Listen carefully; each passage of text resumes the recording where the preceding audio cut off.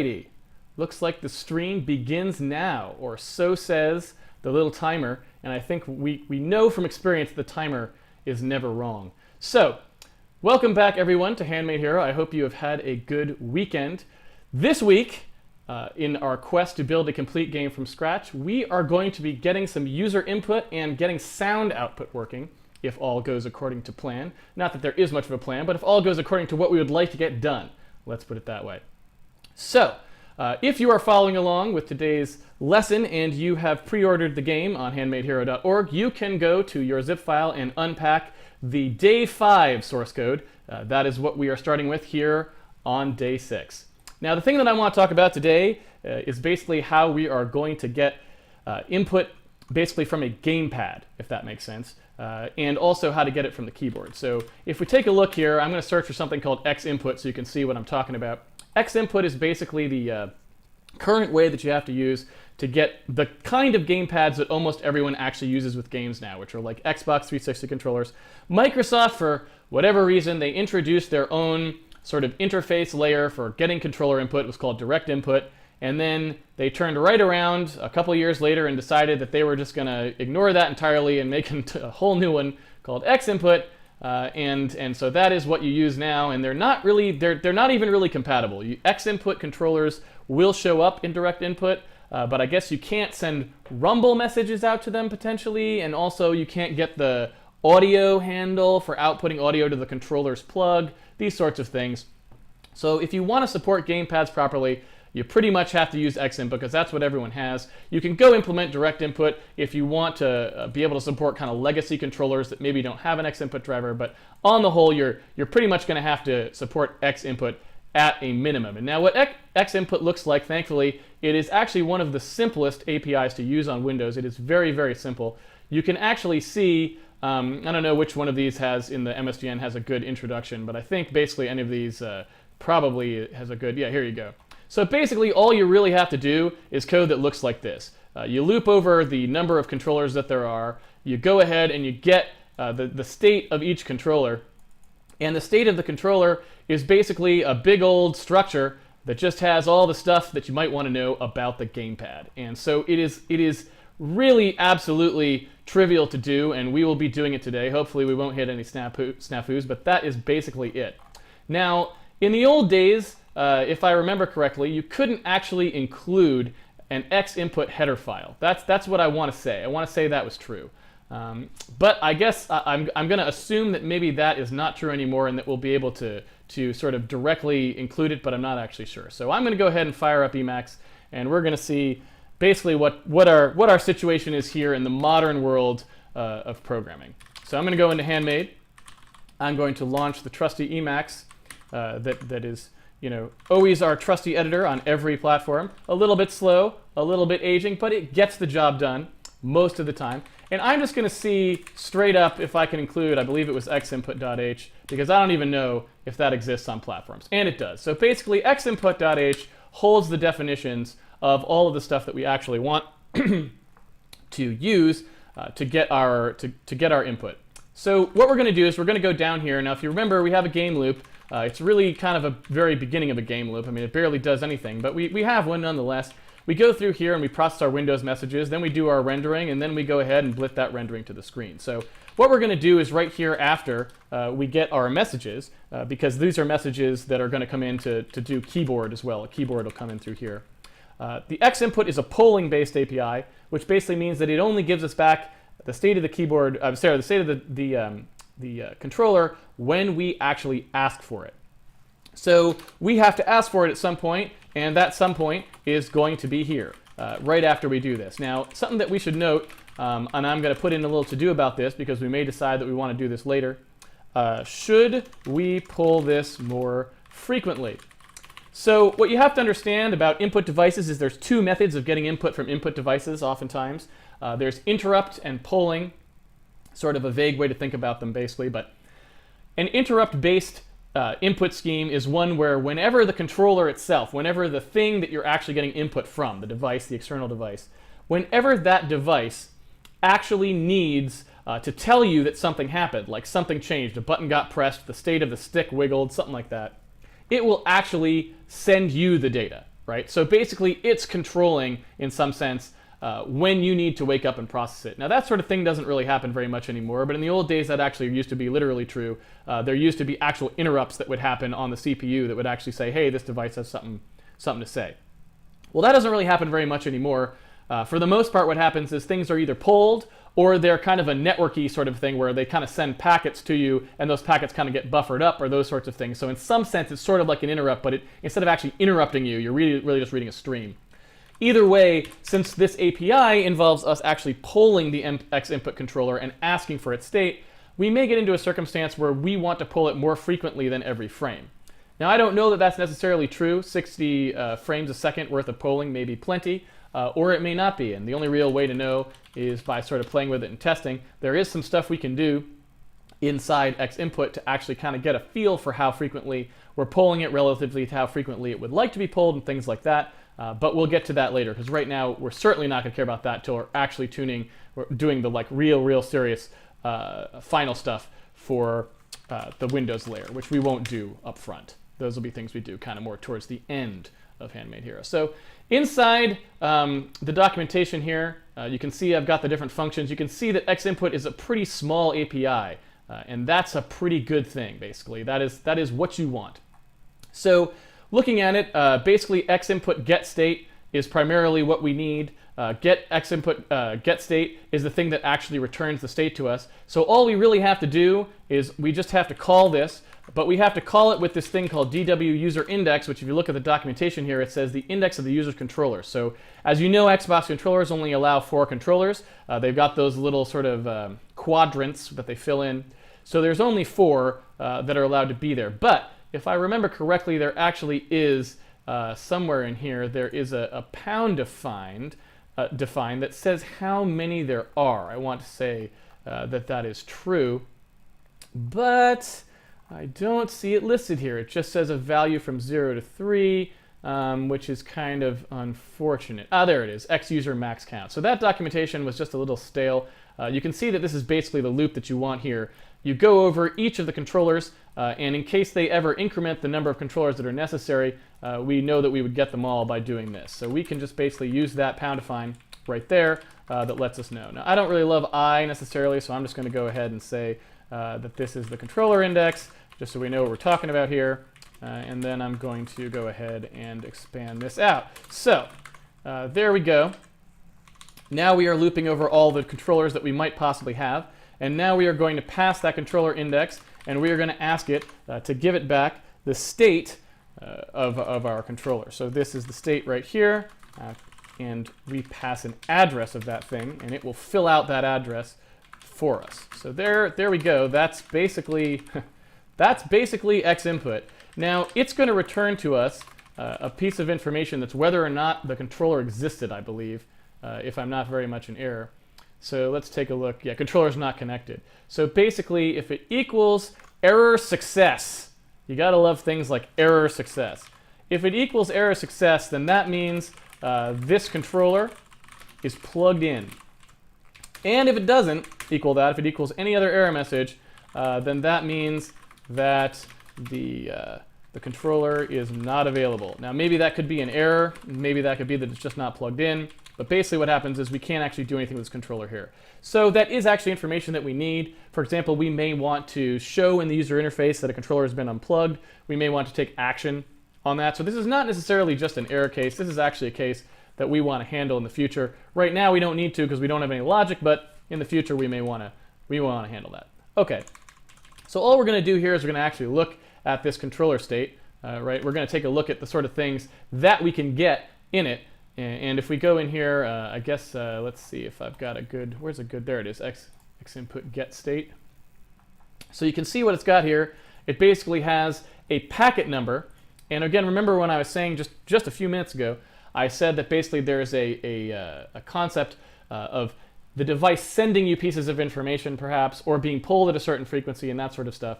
Well, this packet number is basically sort of increments every time we know about the state of the joystick changing.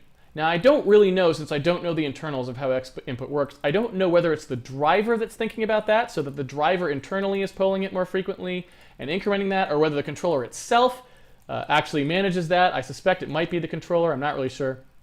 Doesn't matter either way. Point being, when we pull the state, we get back a number that basically says what where we are in the series of state changes for this particular controller. So if we missed a bunch, if we pull it and it says 5, and we pull it again and it says 30, we know that there's a bunch of states that the controller went through, maybe buttons that got pushed or the stick got twiddled, that we never actually saw. And that would be an indication that we might be pulling it too infrequently. Now, it doesn't necessarily mean that, because it may be that it just gets sampled at a really high rate and we don't actually care about that because the user can't actually press and unpress the button at a rate that's that fast, or things like this. So we don't actually know, but at least it'll give us a little bit of an sort of an informational boost, right?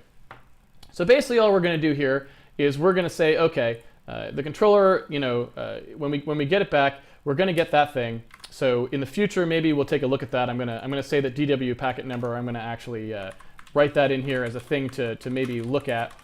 See if packet number increments too rapidly, and then we're gonna look at basically this gamepad piece. So I'm gonna snap a pointer off of this thing, so we don't have to keep talking about controllers state dot gamepad. I'm gonna actually grab x input gamepad star pad equals the address of that. And that's just syntactic convenience, so we can just talk about it like this. So the x input gamepad is the only structure we've got defined currently. As you can see, it's got a bunch of fields that correspond to the things on an Xbox gamepad. Shocking, I know, but that is all that happens. So W buttons is basically a bit field. You know those bit fields. Again, I think it's funny because people in the Intro to C stream were asking how often you do bit manipulation, and I'm like, we do it all the time, and man, we have done it a lot, and all we're doing is implementing the Windows layer, right? We've already done a ton. So that W buttons field, it's basically an ORed together version of these fields right here. Now it's a word, which means 16-bit. That's Windows for 16-bit value. Byte, 8-bit value, 8-bit value. Short, 16-bit signed, right? So we've got the buttons, and the buttons include the D-pad. Those are considered buttons, actually, since they can either, I don't actually know why they're buttons, because they're mutually exclusive. You can't really press the D-pad like left and right buttons at the same time, but there you go. That's how they work.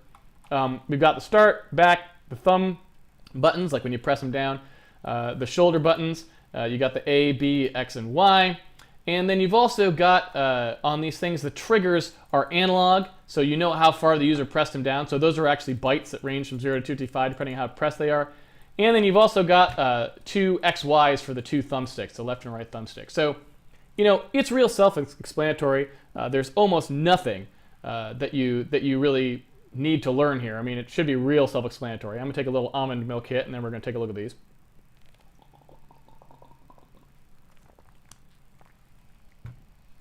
Okay. So, basically what we're going to do here is we just want these things, out. And the question of what sort of stuff I actually want to get for this game, this game is kind of an old school game. So I suspect that mostly what we're going to be looking at is those 4 buttons, as I really don't know that we're going to want to do much other than the 4 buttons. And maybe the 2 shoulders, yeah, like the 2 shoulders, these buttons, maybe the start and end, I don't know, the D-pad. I'm thinking most of the stuff we want in here. Triggers is probably not going to be very useful for an old school game. I don't suspect, because, if you were playing an old SNES game or something like that, you probably didn't have a lot of like first-person shooting or that sort of stuff, so I don't know that those will be very useful. And these, well, I don't know. It depends on whether we want to. The reason to support these guys, even though we're probably not going to want them as much for an old school game, is that, well, I think we all know the Xbox 360 gamepad's D-pad was not that great. So if you're talking about the Xbox One, you could probably play on the D-pad and be very happy, but we may need to support the thumbsticks just because that D-pad on the 360 was so bad. So it looks like most of the stuff we're actually going to want. We don't actually need to do anything with it yet because we don't have much defined, but basically what we're going to do is we're just going to go in here and sort of mark out the stuff that we actually care about. So we care about these things. We care about basically whether this is down. So I'm just going to kind of line these up here, and then we'll take a look at them as we go. So let's just take all the things that we need. So we want D-pad up, we want down, we want left, we want right. We kind of want to see these things. We want start and back. That's good. We're going to want left thumb and right thumb, left thumb and right thumb.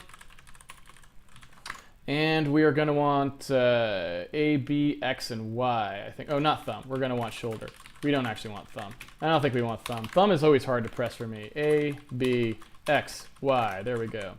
Okay, so we've got up, down, left, right, start, back, shoulder, left shoulder, right shoulder, A, B, X, and Y. So I guess we'll call these A button, just to be clear about what that is.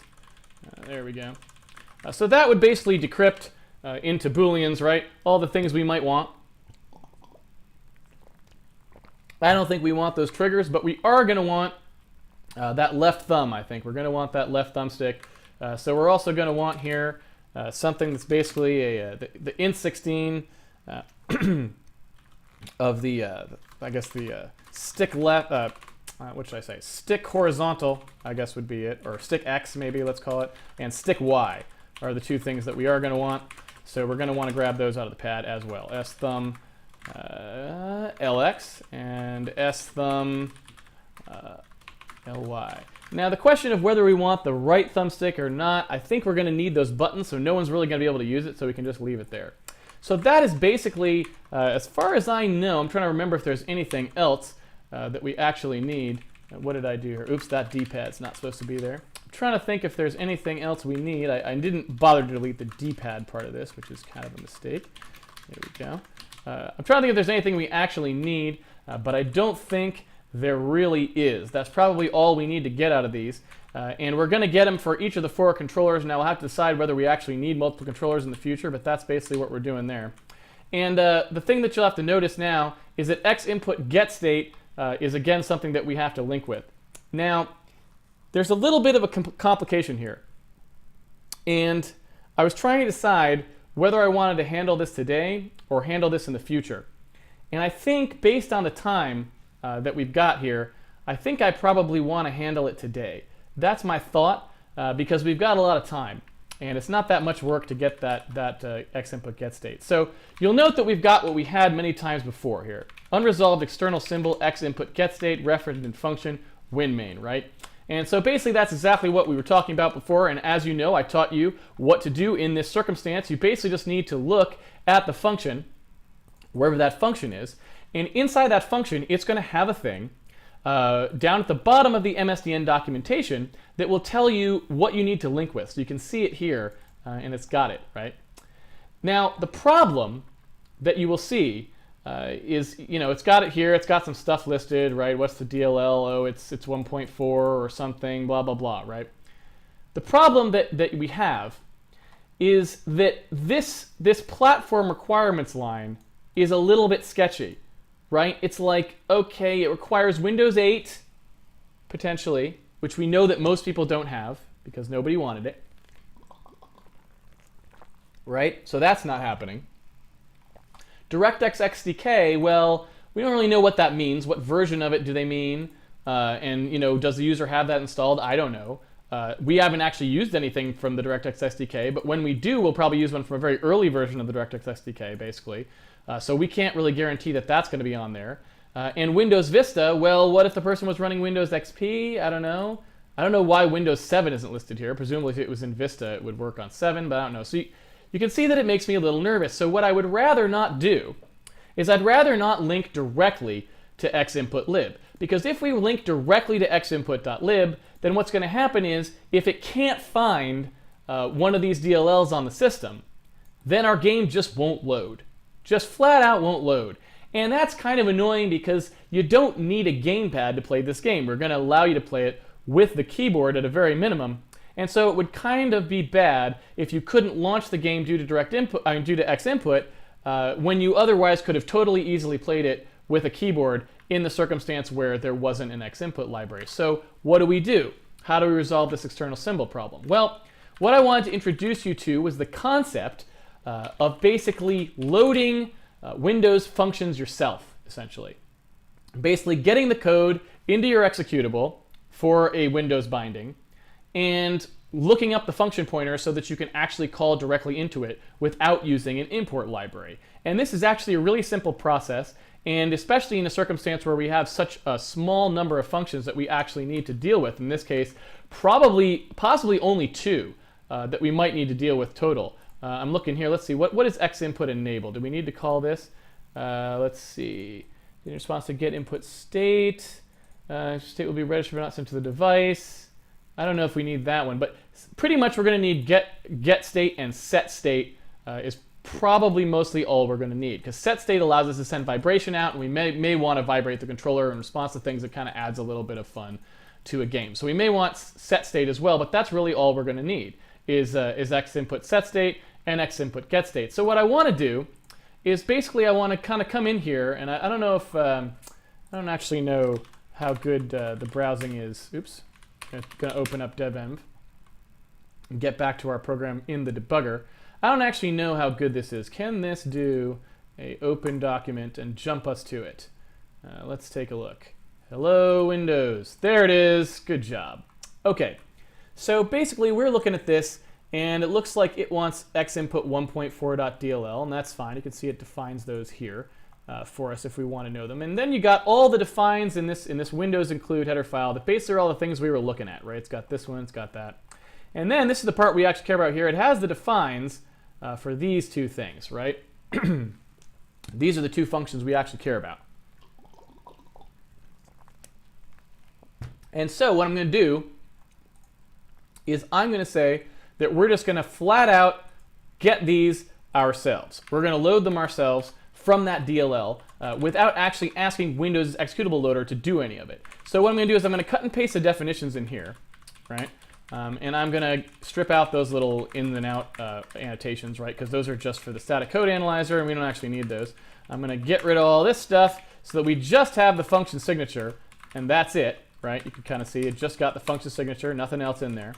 Going to get the function signature for this one as well, right? Like that. And go in here and make sure I've got the vibration one there as well. There you go. So now I've got the 2 function signatures. Now what I'm going to do, as you know, if I just put the function signatures in like that, then basically what that's just telling Windows is, hey, by the way, there is an external function somewhere called this, in case you didn't know, and now if I call it, you can bind to it in the linker stage, right? So that doesn't help us because that was already in xInput.h, so that does absolutely nothing for us. But what I can do is, instead of actually treating it like this, I can change this into, oops, didn't mean to hit that. I can change this into a type def. I can basically say, I am going to do a type def that tells the compiler there is a function of this type, and I want to actually start declaring variables that are pointers to it, basically, right? So this is actually saying I just want a type called xInput getState, right? This is the name. I want a type that basically is a function. That's the type of this thing.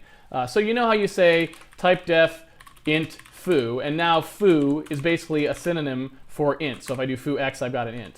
Well, if I do this now, if I have xInput state as my type, if I say xInput state foo, well, that doesn't really help me because you can't define actual objects that are functions in C, so that's not going to fly. But what does fly is if I wanted a pointer to one of those functions, I can do this. I can basically declare a pointer to a function that has this signature. And that's totally legal, and that's exactly what we want.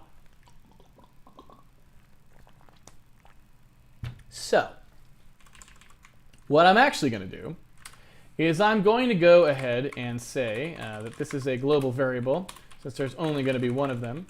We are going to have xInput getState and xInput setState, xInput getState and xInput setState, like that.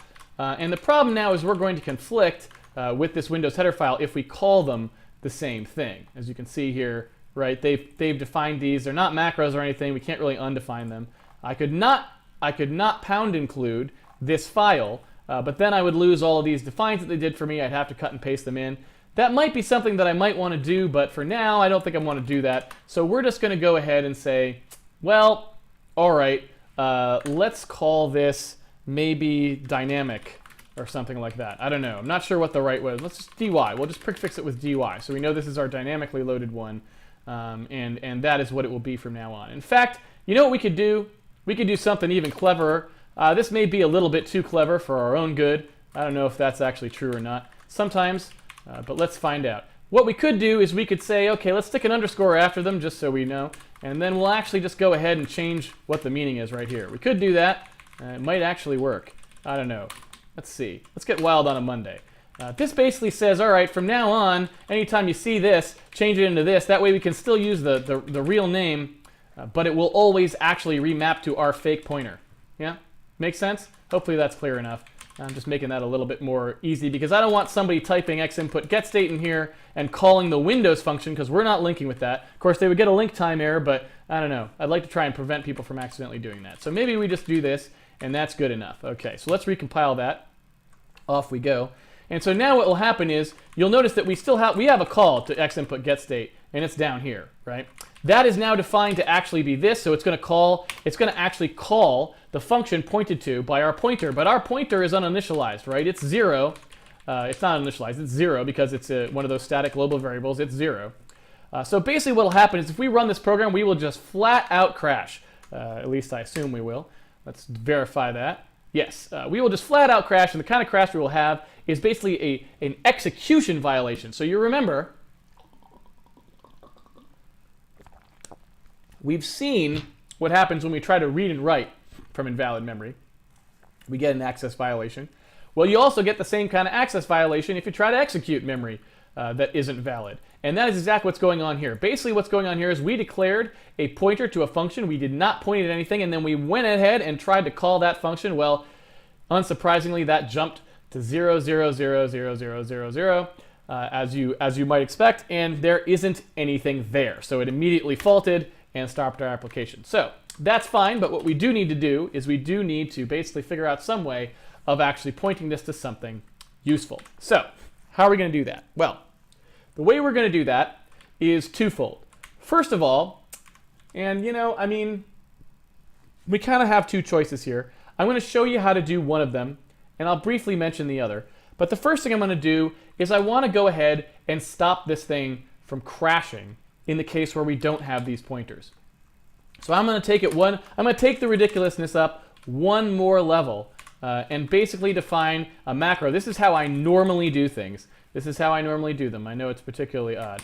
But basically, I'm going to define a macro that defines a function of this form. So basically, it looks like this, right? It is a macro that just outputs that. And oops, I don't know why I keep hitting the insert button today. So basically, if you run this macro and you pass it a parameter, it will basically define for you a function with that name. That is all it's going to do. And then I can replace, and well, I can do the other one as well while we're at it, right? Y input, oops, not Y input, X input set state name. There we go. That's the other one right there, right? Looks good. Oops, got rid of the D word. Didn't mean to do that.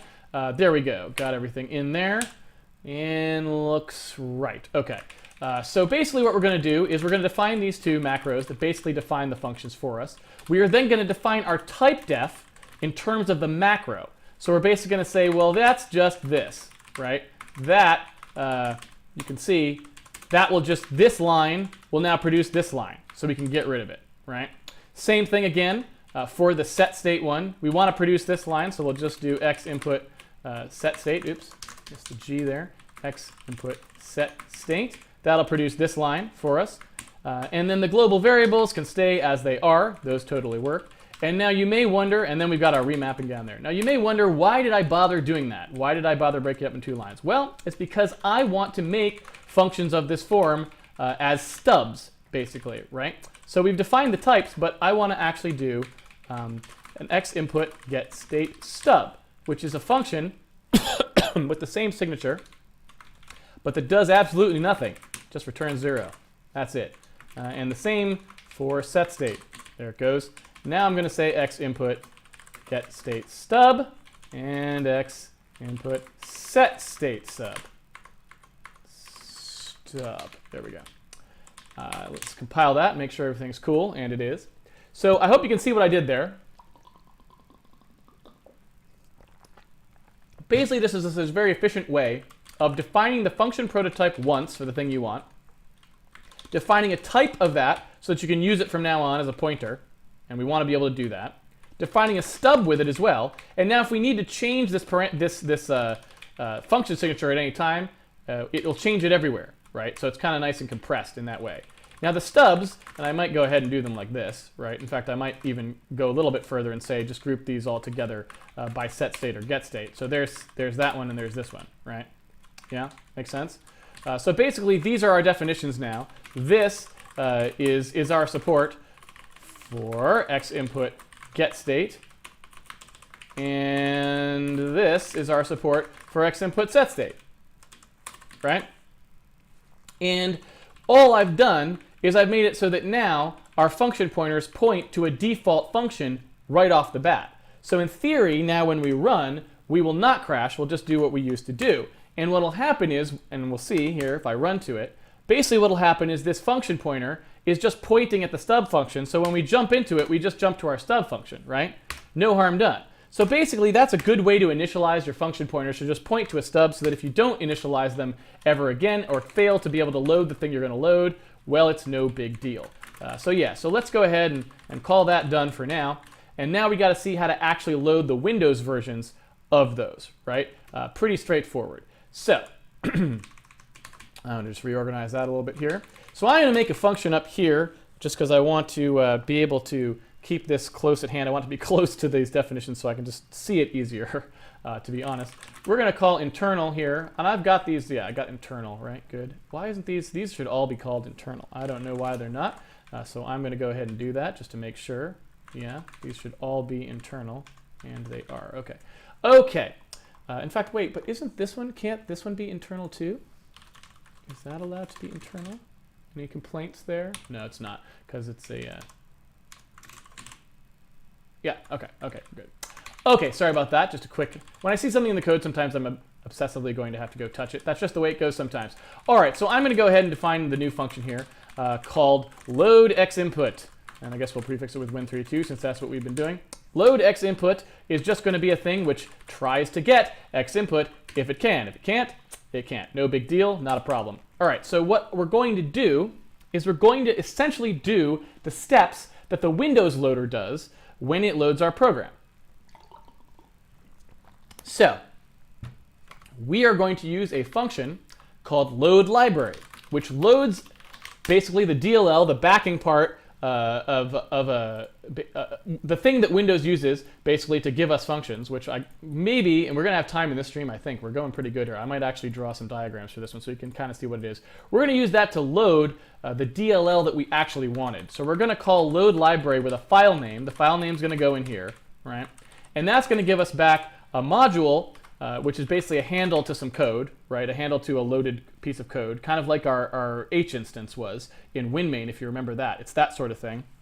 So what we're going to do is get the X input library. We're going to load it, and assuming that we get back a valid library, we're then going to load the functions out of it. So X input get state, our function here, get state, is going to be equal to something that we load out of that library. And I always want to type Y if I type X. Set state is also going to be one. Now the function that we need for that is called getProcAddress, and we'll see how that works in a second. So load library, we need a file name to load, and remember, I was mentioning it before, inside that xinput.h, they actually were nice enough to define for us, for this version of the header file that we're using, which one it is. But to be honest with you, I would rather use the earlier version because that would give us a little more compatibility. Now I happen to know that xinput 1.3 tends to be available on a lot of machines. So I'm going to go ahead and just verify that guy is there. So let's take a look.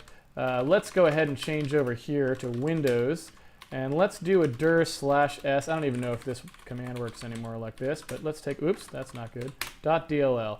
I just want to see if it has one of these still there.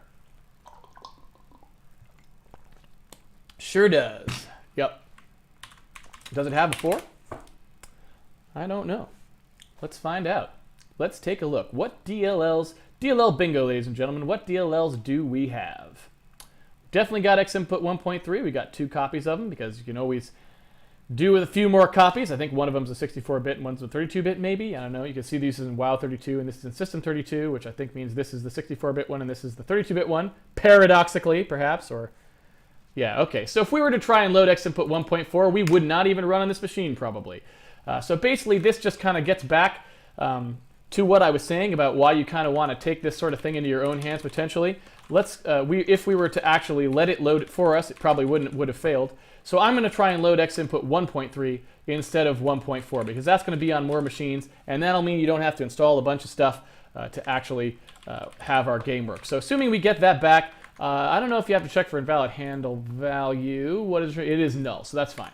So basically, we're going to load that DLL up. It's going to map it into our process virtual address space. We are then going to pass that handle to a function called getProcAddress. And what getProcAddress does is exactly what it says. It gets the address of a procedure or a function.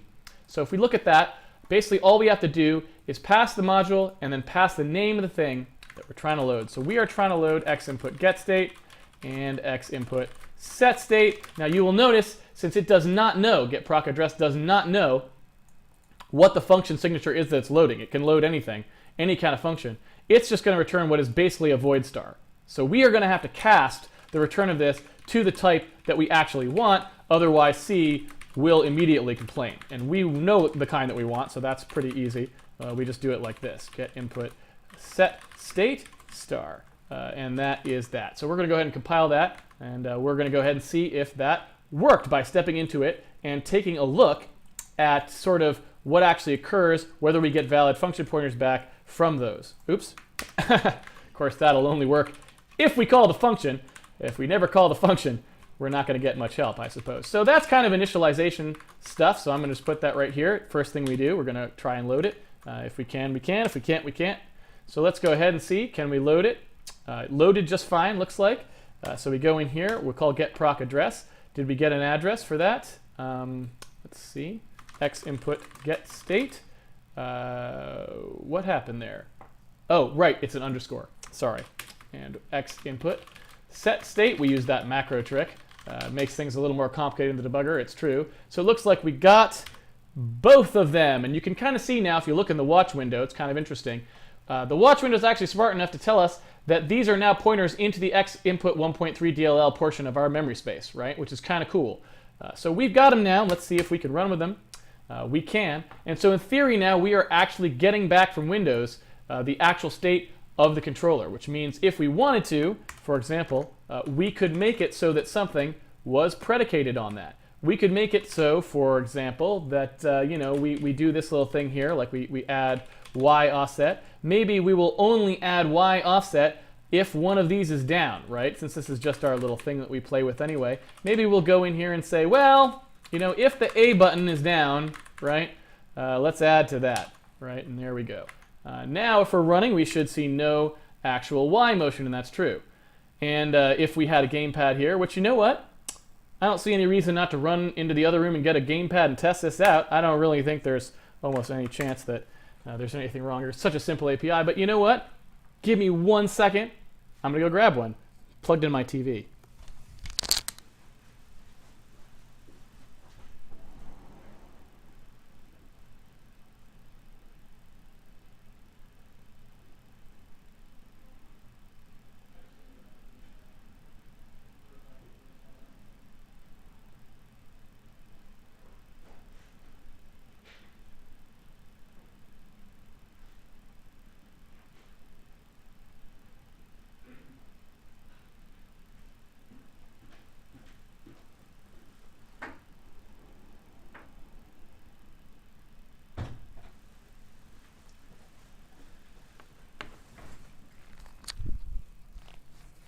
Seems worth it. I don't know. Only took a couple seconds. You can see I've even got the one that was sort of the video, and I actually don't think that's true. The one I recorded in the trailer is actually at work. I got 2 of these pink ones. I bought them one time.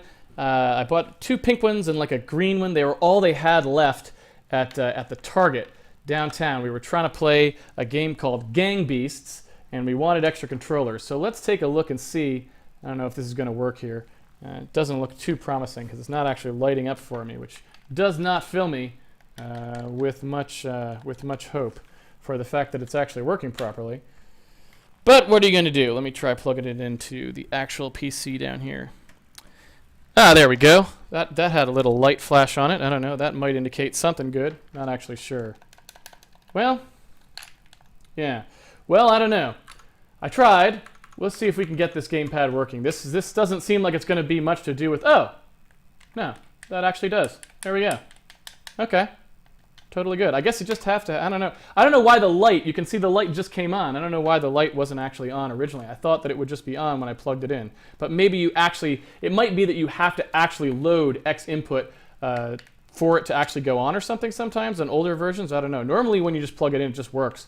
But I guess because this machine perhaps doesn't actually have the little X input helper, the little X box controller app or whatever, maybe it doesn't.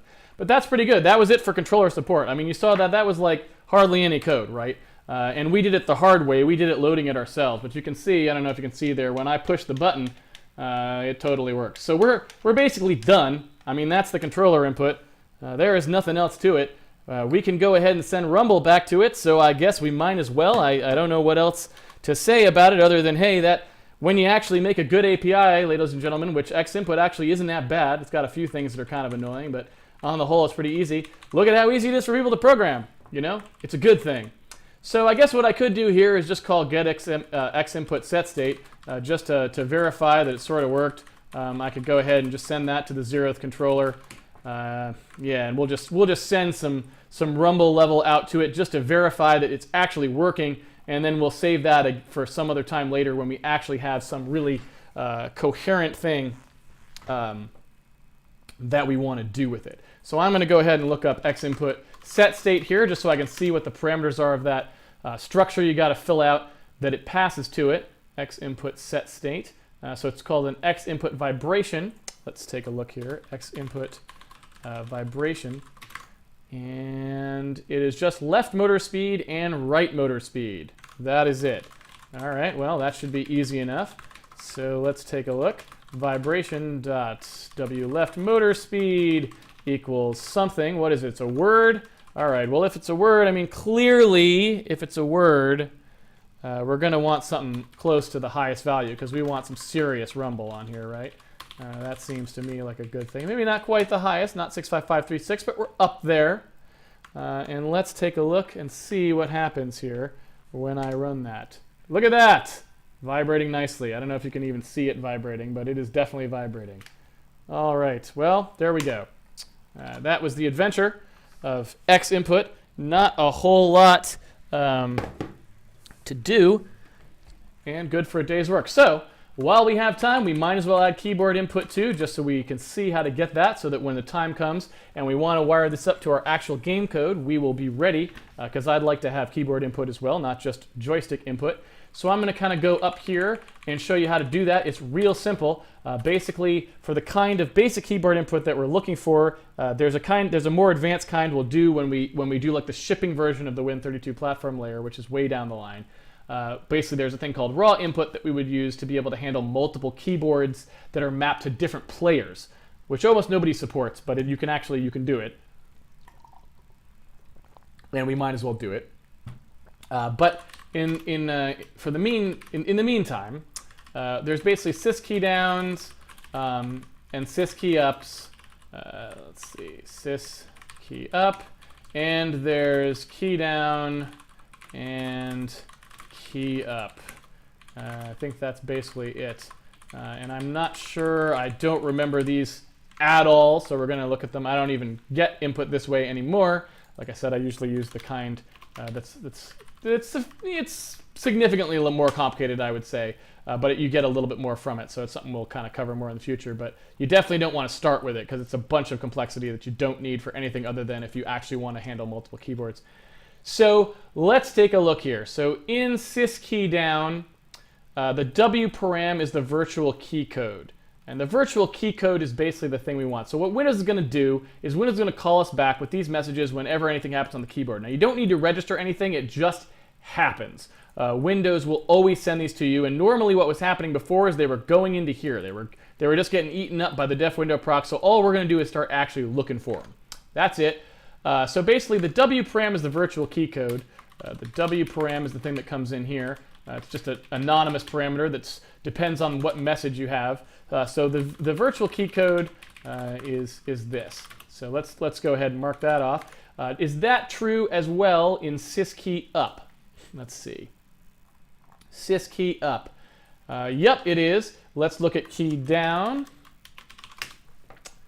And key down message. Let's take a look at that.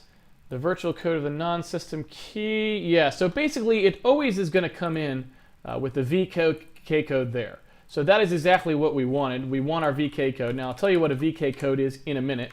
But for now, suffice to say, it's just a thing which tells you which key it was. But there's also this other thing, which is the lparam.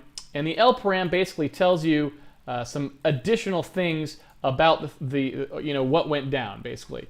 And so there's the previous key state, which is bit 30, right? So if you shift 1 up by 30, you get bit 30. If we take a look at lparam ANDed with that, that tells us whether the key was down before the message was sent or up before the message was sent. And so I don't know why you would receive key down messages if the key was already down, but it may be because of key repeat, if that makes sense. Like, you hold down a key, like this, and it keeps going. I think that might be the case, and we'll double check that. But for now, let's go ahead and just say, okay, no matter what happens, we're going to get basically a VK code out of it. We're going to see what the W param is. That tells us what key actually went down, and we're just going to look for the keys that we actually want. That's all we're going to do. We're going to take a look for those individual keys. And the keys that I actually want basically are VK. I think these are the way that they are listed. I'm going to see if there's actually a VK code listing somewhere. Let's see. VK code listing. Because I don't remember what they all actually are, because they have different names sometimes. So you can see, all right, so here you go in MSDN. There's a listing of all of the VK codes. And the VK codes are basically all of the codes that don't have direct ANSI mappings. So basically, you remember the ANSI key code stuff we talked about in the Intro to C stream? Well, basically, all of the ANSI keys actually map to their actual ANSI equivalents, right? So if you actually in C, if we wanted to, let's say, test for the W button, you could actually just do that, and it would work. At least I believe it is always the capital. Yeah, it maps to the capital, if I'm correct, if I remember correctly. Yeah, that is the W key, and we'll double check this to make sure it wasn't the lowercase, and I'm totally wrong. Well, you know what? We can just do it right now. Output debug string A, W. Very exciting. All right, let's go ahead and run this.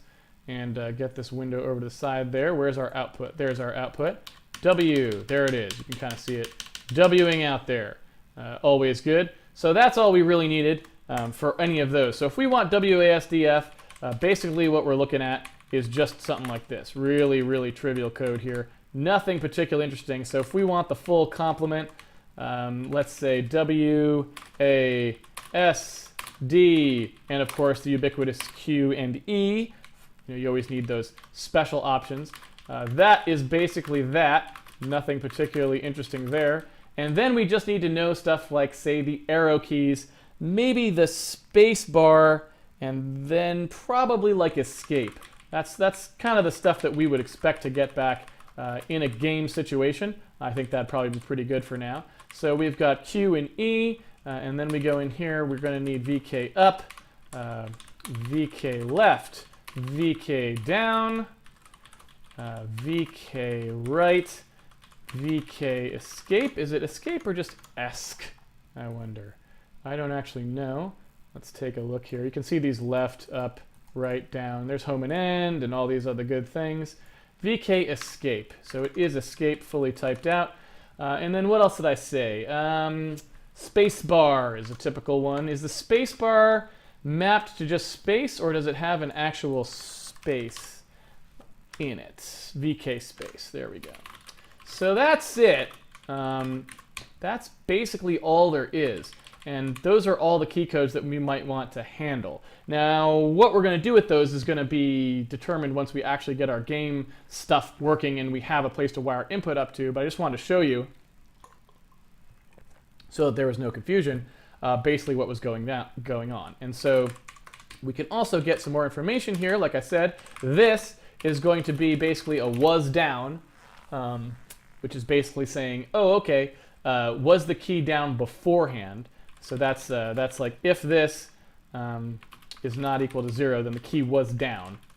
I'm basically just turning that into a guaranteed Boolean. This bears a little explanation. Again, this has been a pretty good stream in terms of having plenty of time to talk about stuff, so I'm just going to say what I'm doing here. So basically, this L param is a bit field. It's got a bunch of bits set. It said that the 30th bit tells us whether or not the key used to be down or used to be up before this message, before whatever key event triggered this message. Well, if I just AND those together, then what I'm going to get is I'm not going to get 0 or 1.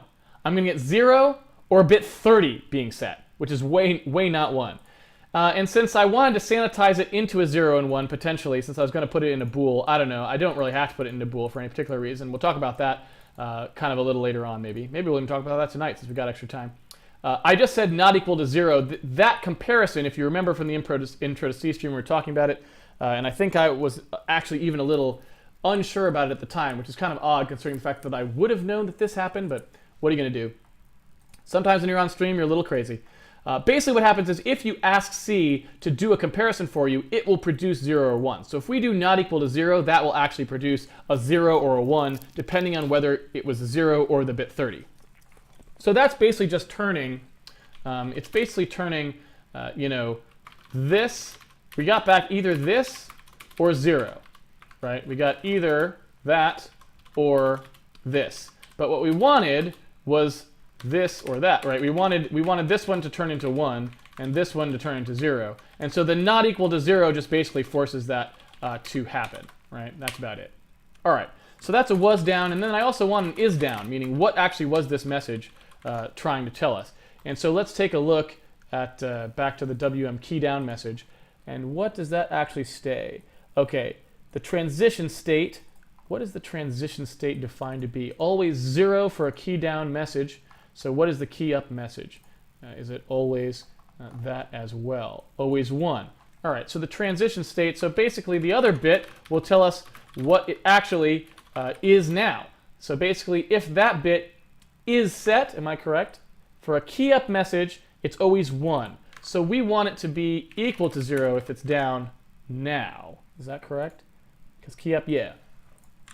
So let's take a look. Basically, I'll go ahead and test this with, say, the escape key. So when we put that, I'll do an output debug string, and I'll just do a test on is down. All right. Let's see. Do it this way. And was down. Right. So we'll do output debug string escape, and then we'll say is down.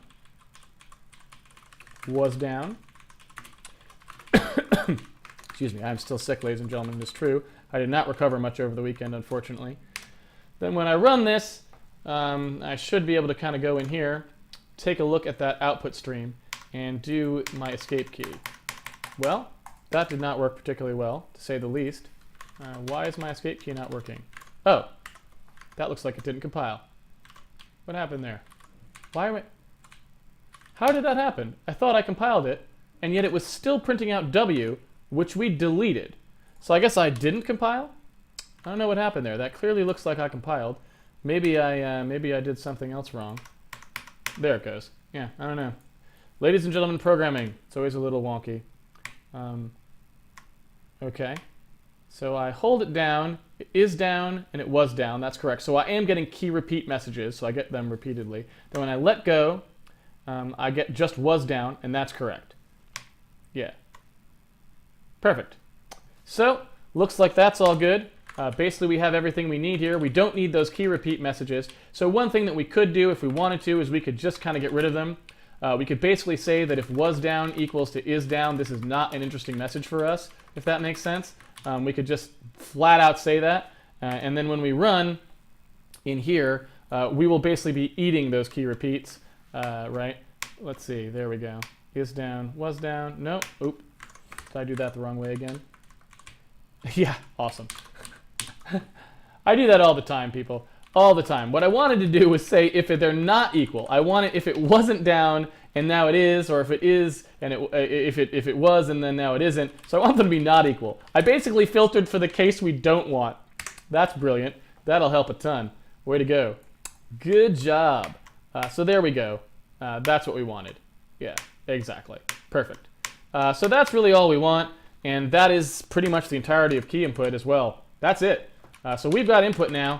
We just need a game to funnel it to. And like I said, we don't want this. I mean, this is not good code that's going to do anything useful for us. I just want to put in there so you can show how to get at everything. Once we actually have something to fill out, what we'll be doing is in here, we'll just go ahead and say, okay, let's pass, let's fill out the stuff that we're going to pass to the game by using these things. So that's all we're going to do. Well, here we are at the 5-minute warning. We have already accomplished everything that I wanted to accomplish on that stream. Let me think if there's other things that I might want to do real quick. One thing I wanted to do is I got email from people over the weekend. This was supposed to be a win class A. Remember, I was trying specifically to make everything be A's where they should be. And so load library is also an A kind of a thing. So I'm going to try and go in here and just pass A to everything so that we know that we're not using Unicode for the benefit of people at home, just to make it a little easier for them if they're compiling in Unicode mode. Since we are not, if they are for some reason trying to do that, then this will make it a little easier on them just if we have most of them correct. Okay, I guess get proc address only has an ANSI version. There is no Unicode version of that. So that's good. All right, that's all set. Let's take a look and see if there's anything else here that I wanted to take a look at. Yeah, so there is one more. One of the things I was thinking about over the weekend is and I asked some friends about it too, just to be sure. I decided I don't really like this passing by value. I mentioned it real quickly. I was talking about passing Win32 off-screen buffer by value, and really passing something by value in the hopes that it's going to optimize stuff when it's that big, when it's something that large, that is a fairly large struct. It's more than it's not like a tiny little struct. It's fairly sizable. I think in general you're counting on inlining. You're counting on the optimizer inlining this before it's really going to get a win out of that. And if it doesn't inline it, then it's going to be a problem because it's going to force copies and stuff like that. So I want to actually go back to the way I normally code. I kind of did that for the benefit of the people watching. But honestly, it's not something I would actually do. So I'm just going to go ahead and change it to the way that I actually do things and not try to be overly clever on the stream. I think that was a mistake. And so I'm just going to actually kind of rearrange the code here and just make it a little bit more like what I would normally do. And just because I think that's the right thing to stick to. I mean, I should stick to how I code. And if I want to mention something that other people do and say you could try to do this or investigate on your own, I think that's good. But I shouldn't try to do things that aren't the sort of things that I normally do just because they might be better or maybe they're newer ways of doing things. Because at the end of the day, I have no guarantee that they are actually correct, and I may just be leading you astray. So I'm going to go ahead and just clean that code up a little bit and make that look a little bit more like what I would have expected. Okay, so we are almost done with that. There we go. And now we are compiling again. And I think that is it. We are still in good shape here. We've got 3 minutes. I don't know what else we should try to throw in here in the 3 minutes. I guess one thing we could do is we could go take a look at the set cursor situation. Since we're still not setting the cursor, we could try to throw full screen in there 2 minutes. I don't know. 2 minutes. Maybe we just go to Q&A early. Maybe we just say that was a good day. We got everything done that we wanted to get done. We've got input in, and so we'll have the rest of the week to work on sound, which is really the only thing. Well, we got two things, really. Sound and file I.O. So if we can get through sound in 3 days, we could do file I.O. on Friday, and then we would pretty much be ready to get going on the game proper the following week, which would be great. 2 weeks on Windows is not very much to spend. I mean, that is longer oftentimes. I'm sorry, that is shorter oftentimes than it takes to figure out why your CSS isn't working when you're trying to make a web page. So I think that's probably pretty good. All right, I will go ahead and go to the stream now to see what is going on over there. Let's take a look. Can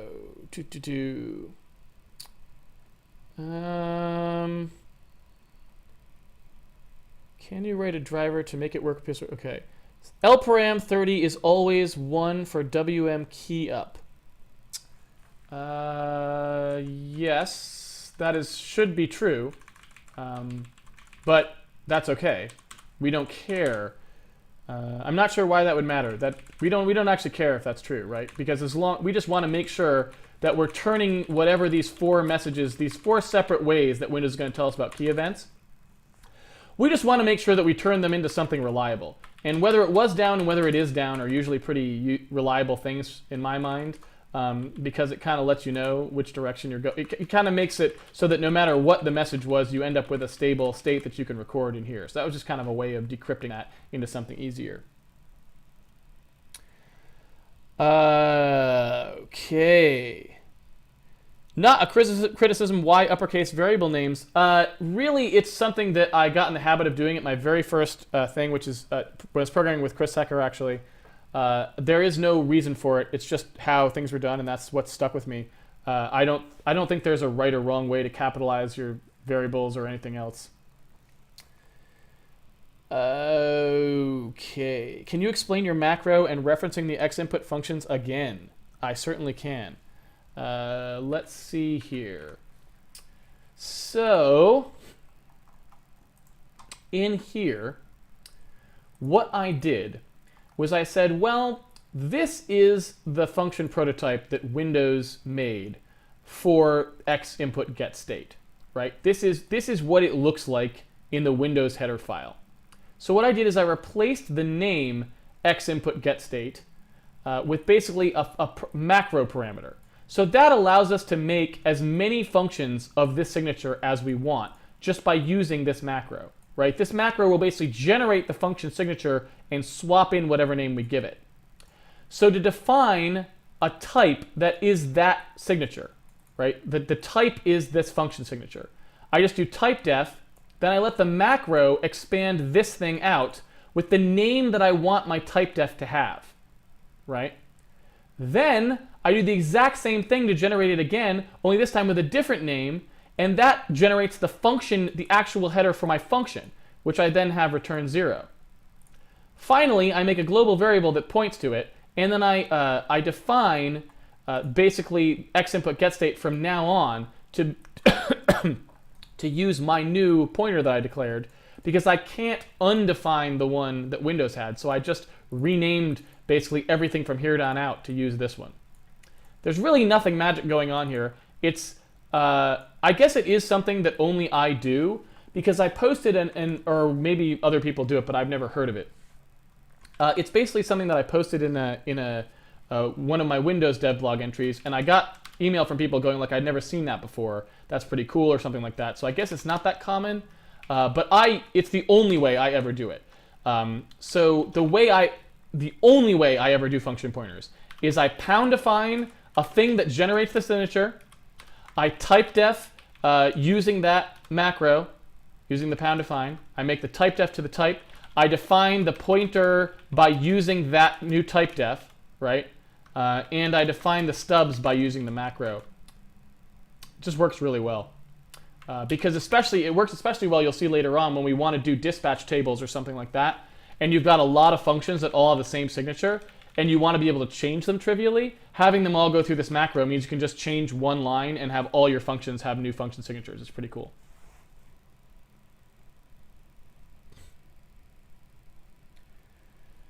Let's see.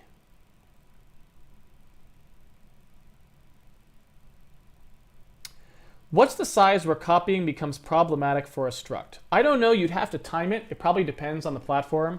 But in certain cases, like for rect, for example, we still were passing that one by value for a while. And earlier, we're not doing it anymore because we don't pass the rect to anything. But something like rect, where it's 4 32-bit values or something like that. Let's take a look. I don't actually remember. I think it's 4 32-bit values in a rect, right?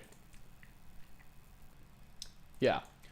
So if you have something like 4 32-bit values, that seems like something you probably want to just pass by value, because you wouldn't bat an eyelash, right, at having a function where you were going to do something like, int star A, int star B, right?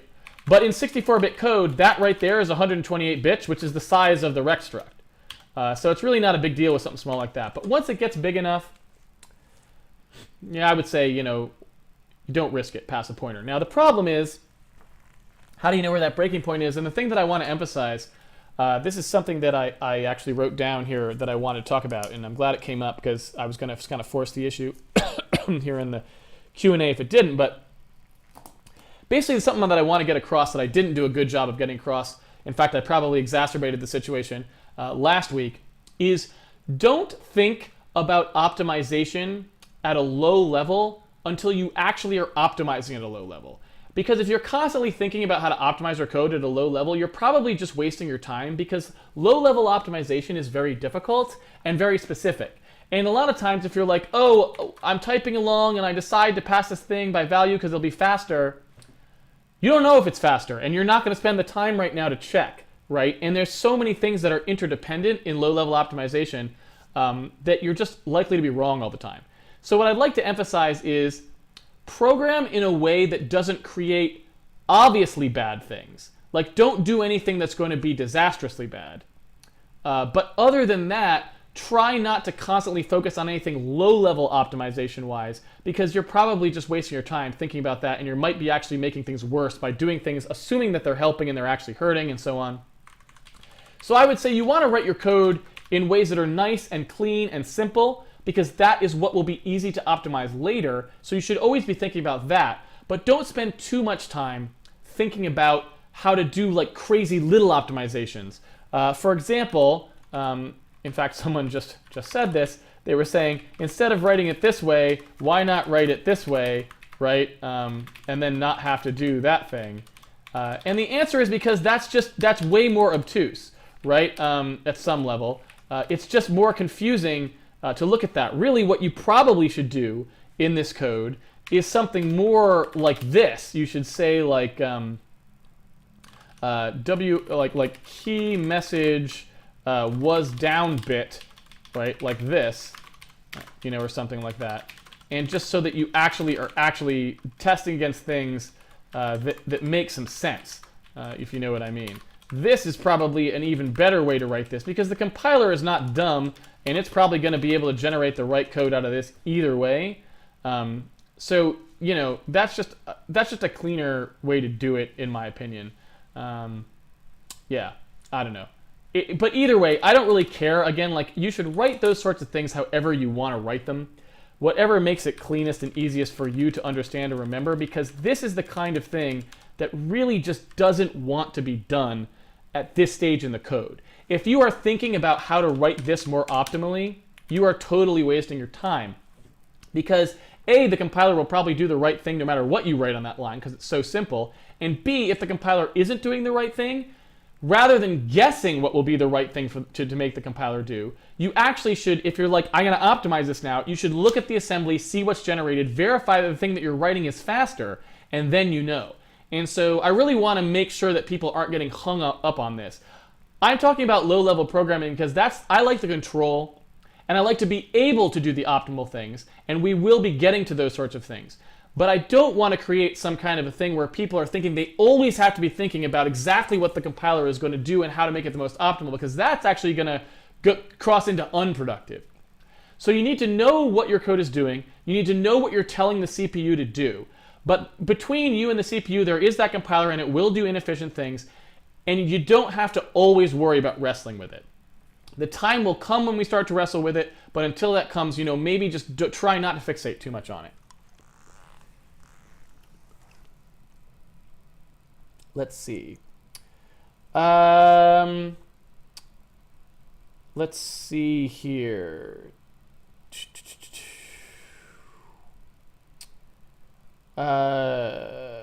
How does the dynamic linker find the Xinput library installed on the user's machine? Is it allowed to link Xinput at compile time or distribute the Xinput DLL alongside the XTL to ensure the dynamic linker can find it? Okay, that is a good question. So basically what happens is when we call load library, it is going to look in a number of places. And in fact, I believe, and I don't know if this is true anymore, but I believe you should be able to actually read it out of the documentation here, because I think they actually document the series of steps it goes through to find the file. Now let's take a look if that's actually true. Maybe I am totally wrong about that. Okay. Okay, here we go. The first directory search is the directory containing the image file used to create the calling process. So first it will look where our executable is, right? Or wherever we installed our exe, it'll look there. So basically what we could do is we could dump an xinput DLL that we wanted to use into that directory, for example, and then it would always load that one. Okay. So that's fine. Let's take a look here. The search path can be altered by set DLL directory. If a path is specified and there's a redirection. Okay. Is the path variable to load a module from a relative path without switching another path? Get full path name. Here it is. Dynamic link library search order. Factors that affect searching. Okay, so this is the page you want. This is what you want to read if you want to know everywhere that it goes through. I'm not going to try and read all this because, oh my god, right? Like, look at all that. Suffice to say, it will look wherever our executable is. Then it will look in like the Windows system directories and stuff, which is where stuff gets installed when it's system-wide. So if we wanted to ensure that X input was redistributed with our game, we could do that, and we could just put X input in our directory. But it's unclear whether we actually need to do that, because usually if the person has an X input controller, they will have gotten the little redistributable thing that comes with it, or installed the little helper function that'll install it, or they're using Windows 7, which has it installed by default, and so on. So we probably don't need to do that.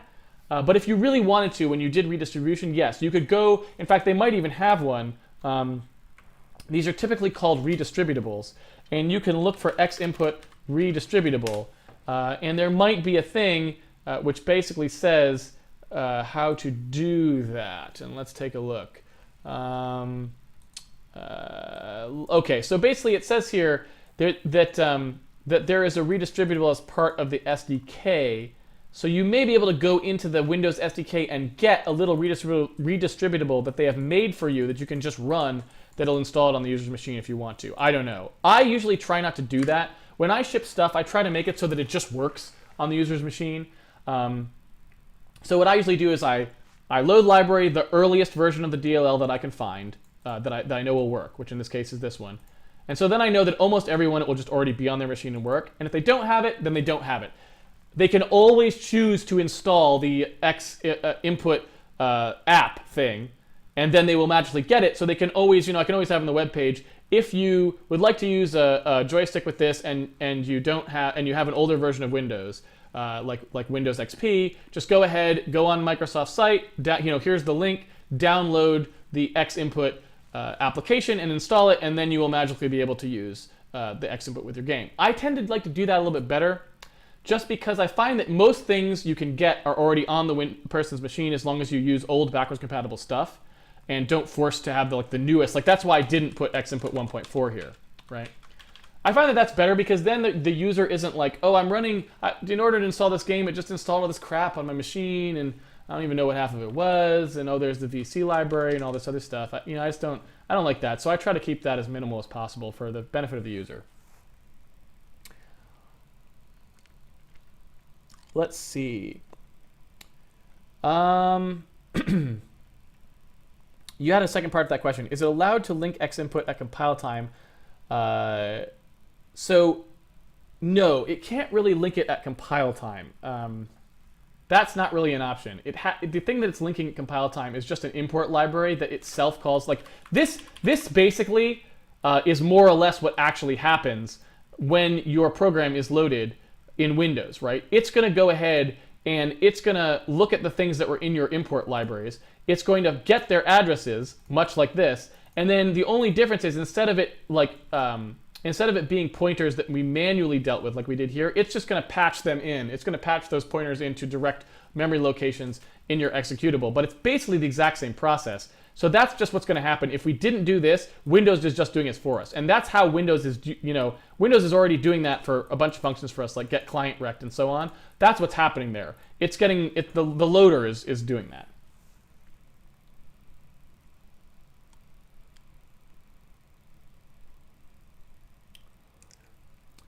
Let's see. There was a question earlier about why you chose an if-else cascade for key input instead of a switch statement. It's up for grabs. Okay, so basically, the reason I chose this is that I wasn't really trying to write any real code here. So basically, this is just going to sit here until we actually have something to pipe to, and we may well switch it to a switch statement. That would be totally fine. In fact, we can, you're welcome to basically recode it like this if you would prefer. It does not matter at all. Like I said, this isn't real code right now, just showing you how to get it out. I just wanted it to be there so that later when I go, okay, it's time to add input now, and we add it in the game, I can just go out here and I don't have to explain anything. I can just hook it up and we're done. So this is just showing, I was just trying to show people what comes in and how. So yeah, this is not a choice. It's not a smart choice or a dumb choice or anything. It's not even a choice. It was just saying, hey, this is how that would work. When will I break the giant header off of the main CVP file? So you're talking about, I assume, this stuff. Basically, excuse me, probably next week, would be my guess. How do you know the X input stub things work without testing it on an XP computer without X input installed? I love that question. It's like you read my mind. It was going to be a secret, but because the question was so good, I'm just going to say, I don't know if anyone noticed this guy sitting right here.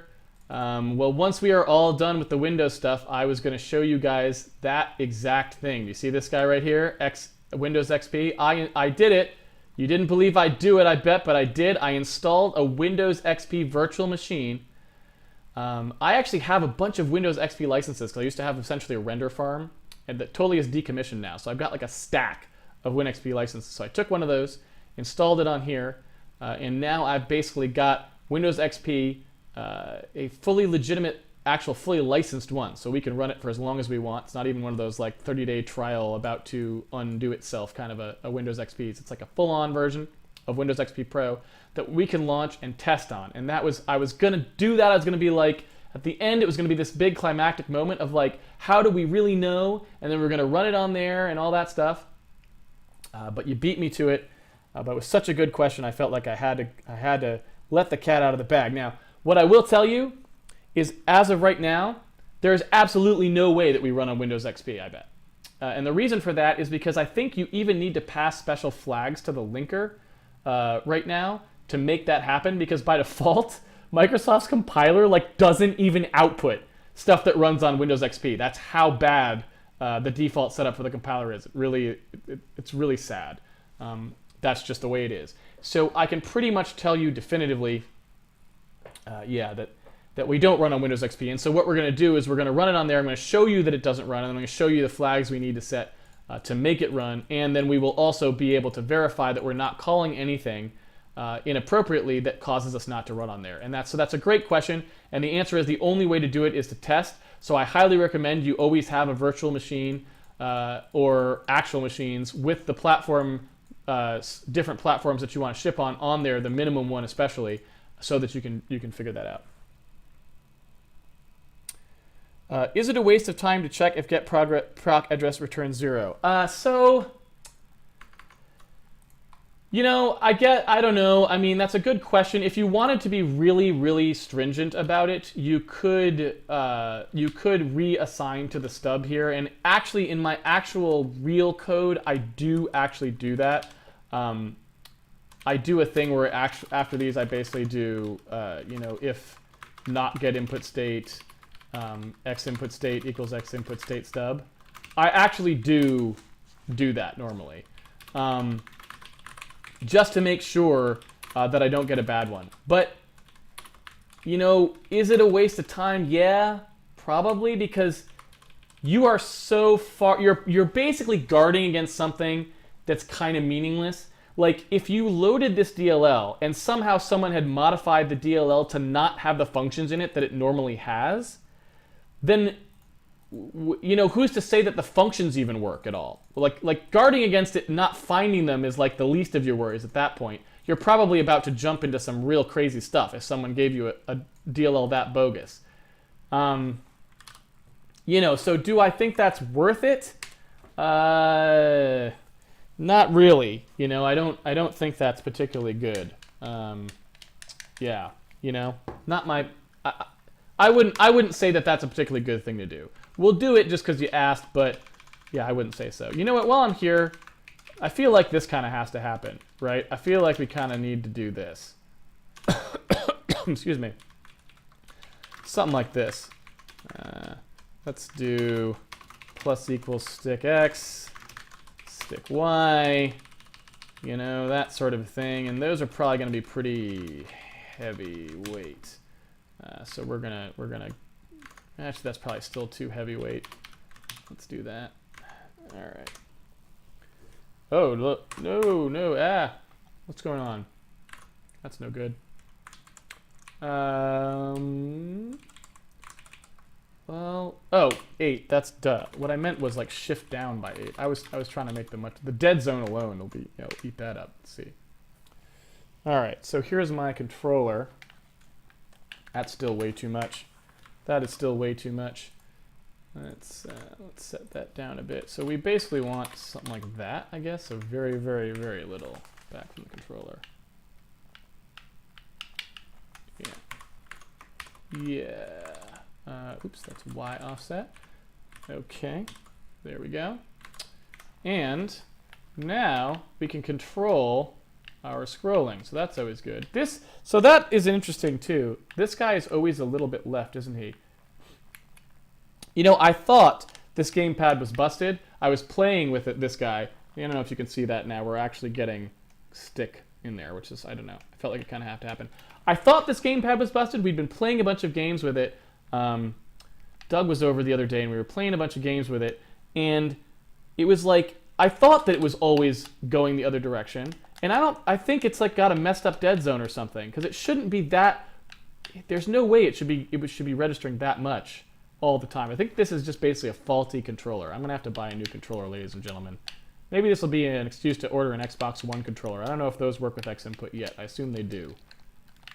Yeah. Well, that's just lame. But anyway, that needed to happen. I think we all know it needed to happen.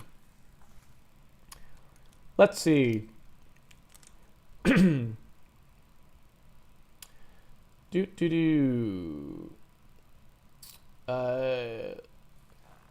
All right, we're kind of out of questions, so I think we mostly got. I think we've mostly got everything.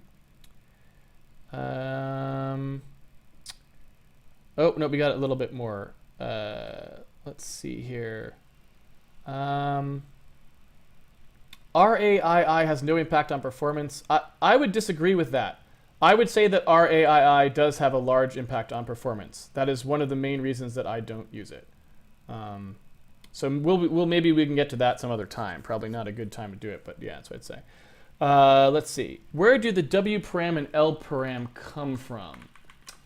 Well, basically what happens is Windows calls us back here, right? So if we were to set, in fact, we can just go ahead and do that. So if we were to set a breakpoint here, like this, we get into Win32 main window callback. Basically what happens is whoever was above us in the call stack is the person who's supplying this stuff. And that stuff comes from user32.dll, so this is some Windows code. The Windows code, basically, you know, it's the thing, right? It's the thing that's calling us back and telling us what window, what message, and what WParam and LParam, what they are. Now the reason they're called WParam and LParam is because it wants to call us back at just a single function. But it has all these different messages that it wants to give us. And each message has different parameters. So it can't actually put the actual types in here. It can't say like int WParam and void star LParam or something. Or, you know, rect or something, rect star LParam. Because each message uses a different type. So basically what it's forcing you to do is use this message to go into a switch or some other thing and test where you are. Once you figure out what message you're at, it's incumbent upon you to basically decrypt those WParams and LParams, cast them to the right thing, or do bit operations on them to get out the values you need, whatever. That's basically what's happening there. And so the WParam and LParam are just basically anonymous parameters to, I think they're 64-bit. I don't know if they're 64-bit or 32-bit. Let's find out. Size of WParam. They are both 64-bit. So they're basically just two 64-bit values that take on whatever meaning they need to take on for the message in question. Let's take a look. Why did MS choose to use a link and import library approach like this rather than true dynamic loading? I'm not sure what you mean. Dynamic loading on Windows is no less dynamic than Linux, Unix-derived platforms. I'm not sure I understand that question. Sorry. Let's see. Will the game state be cleared once per frame? So I don't know exactly what that means. Resetting mouse positions, clearing booleans. I mean, some stuff will be cleared per frame if it's something that is only true for the frame. I'm not sure. Sorry, I don't understand that question necessarily either. Maybe wait till we actually get there, and then you can ask it more specifically at the time, and it will be clearer. Will you implement procedural generation? Yes. When are we going to get a naysayer and simulatory combination game?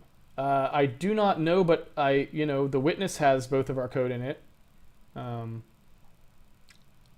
mean, there's that. I think Braid even has some of my code in it. I think maybe the rounded rectangle intersection code is in there. I don't know. You'd have to ask John if that's still in there. I remember it was in there at one point. I wrote some rounded rectangle intersection testing code. I mean, it's like 60 lines of code in what's probably, tens or hundreds of thousands of lines of code for the game. But if all you care about is that you had a game by Jonathan Blow that also had some code from me in it, you already have one that you can play. What sound API are we going to use? Direct sound is what we're going to use. Will the OS free all heap objects on program exit? Yes. You do not need to free everything yourself. It will free everything. Let's see. On Unix, you don't need to link to a .lib file at all to use a .so file, whereas on MS platforms, you need a .lib file. I don't think that's true. That has not been my experience. In my experience, on both platforms, you can either use an import library and have it do the binding for you, or not use one and not. I mean, yes, you have to... Okay, so maybe this is what you're talking about. Maybe you're talking about the fact that you can directly say, I'm using this library, and you don't need a separate .lib that tells you what the import library is. But that's really a compiler thing. It doesn't have anything to do with Windows. That's just the way the compilers decided to output the executable stuff. You wouldn't have to do that, I don't think, if you didn't want to. The compiler could have just done it directly. I think it's just designed to save time, maybe, even. Because the compiler could just read the DLL and output the code to bind to the DLL correctly, just like it does on Unix. So, yeah. I don't think there's as much of a difference as you think there is. I guess that's what I would say. But either way, I'm not sure it matters. Like, it's really not a thing that affects anyone, as far as I know.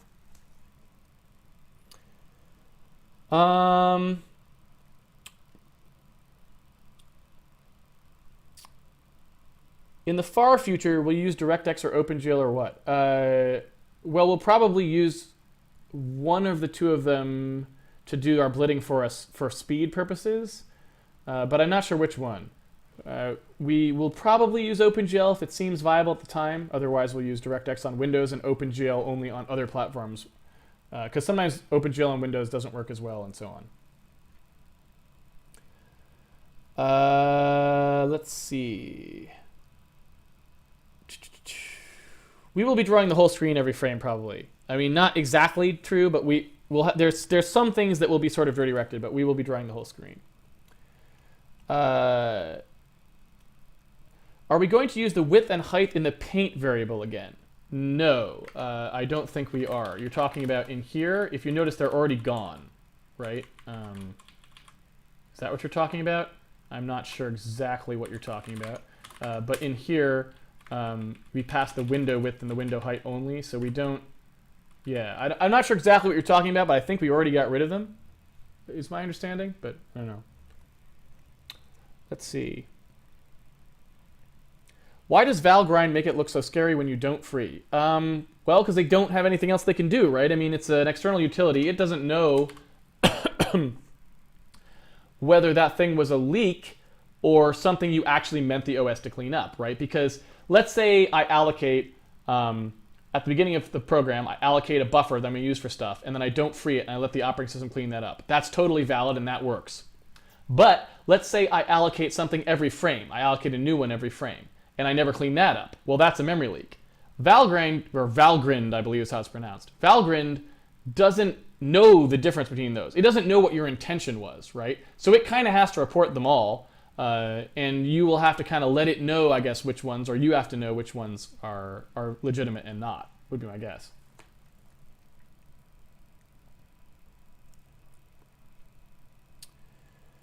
Let's see. It looks like WPRAM and LPRAM are 32-bit on XP. Yes, well, it's not really about XP or not. It's about whether you're compiling in 64-bit mode or not. So I suspect if you were using XP 64, and you were loading in the 64-bit mode, they would probably be 64-bit. It's really just whether you're 32-bit or 64-bit is whether they're bigger or smaller. We're compiling in 64-bit mode, so they're 64-bit. And we are basically at the end of the questions. Is it possible to keep your frame rate consistent while dragging the window around? Doing repaint on WM Move is slow. So here's what I'd say about that. I have noticed a lot of people have been doing some crazy stuff with the Handmade Hero source, like trying to time the frames per second and stuff like that. I would highly recommend not doing that. We are just setting ourselves up so we can learn how to write a renderer, and we'll be timing the code in the renderer because we want to make that fast, but we're not, like, right now we're just using a Windows call that's probably on the slow path to blit things to the window. So don't time it. It's going to be way slower than it should be. Like this is not, we're not trying to get a fast blit going here. We're just trying to get something reasonable to the screen, blitting in an easy way that allows us to do our own bitmap rendering. And then when we are done with all of that stuff, then we can start to look at, okay, how do we get that stuff to the screen fastest? Because that's a whole separate thing, and I don't want to put the cart before the horse. That is way down the line, because we haven't even seen how to like draw a game yet. And so you don't want to try to draw a game fast before you know how to draw a game at all. So hold off on that. Don't go nuts. Timing this code is totally pointless because we probably won't even call stretch bits when we're done. Stretch bits when we're done. Okay, everyone. I think that is the end of the stream. So thank you very much, everyone, for tuning in. It has been a pleasure, as always. Today's stream went so well, we basically had more time than we even needed. So that's good. Let's hope that continues. Tomorrow, we will pick up where we left off with doing basically direct sound, so that we've got our input. We'll start doing our sound. So hope to see you all again. We are also trying to get the forums and stuff up and running, so maybe by tomorrow we'll have that too. If not, hopefully by the end of the week. So thanks everyone for joining us. I hope to see you here again tomorrow at 8 p.m. Pacific Standard Time. That will be the last 8 p.m. cast for this week because we're going to have holiday hours for Thanksgiving. Wednesday, Thursday, Friday will actually be at 11 a.m. In the morning because everyone's going to have Thanksgiving things in the day and parties and all that stuff. So we're going to try and put it in the morning where people might be able to catch it. And then next week we will go back to our regular schedule after that. So thank you very much for joining us. I hope to see you here for the rest of the week when we add direct sound. And yeah, that's it. Thanks for tuning in.